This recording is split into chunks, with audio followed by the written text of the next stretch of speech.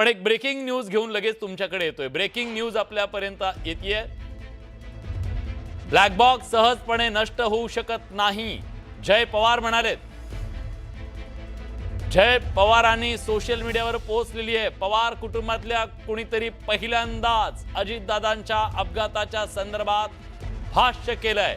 हे अतिशय महत्त्वाचं आहे आणि हे नाव जय पवार आहेत। VSR कंपनीवर बंदी घालण्याची जय पवार यांनी मागणी केलेली आहे। म्हणजे एक प्रकारे रोहित पवार जी भूमिका मांडतायत त्याला अनुमोदन हे म्हणायचं का, हा सवाल आहे। कारण आतापर्यंत भारतीय जनता पक्ष किंवा बाकीचे काही जण म्हणत होते की अजित पवारांच्या कुटुंबातलं कोणी का बोलत नाहीये, रोहित पवार का बोलतायत, तर आता त्यांनी सुद्धा या पोस्टच्या माध्यमातून भाष्य केलंय। जय पवार यांनी सोशल मीडियावर काल राष्ट्रवादी काँग्रेसनं सीबीआय चौकशीची मागणी केली। आज रोहित पवारांनी पत्रकार परिषद घेतली, काही सवाल उपस्थित केले, राजकीय अँगल देण्याचा प्रयत्न केला आणि आता जय पवार यांनी या सगळ्या वादात पहिल्यांदाच आपलं भाष्य केलेलं आहे आणि त्यांनी शंका उपस्थित केली आहे।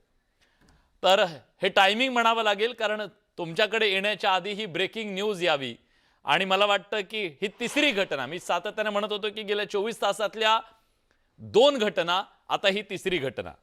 चर्चेची सुरुवात मला अर्थातच आता अमोल मिटकरी यांच्यापासून करायची आहे।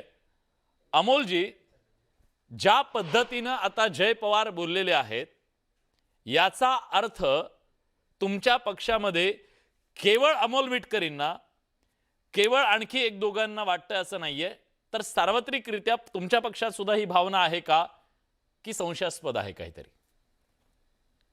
सर्वांच्याच भावना आहेत।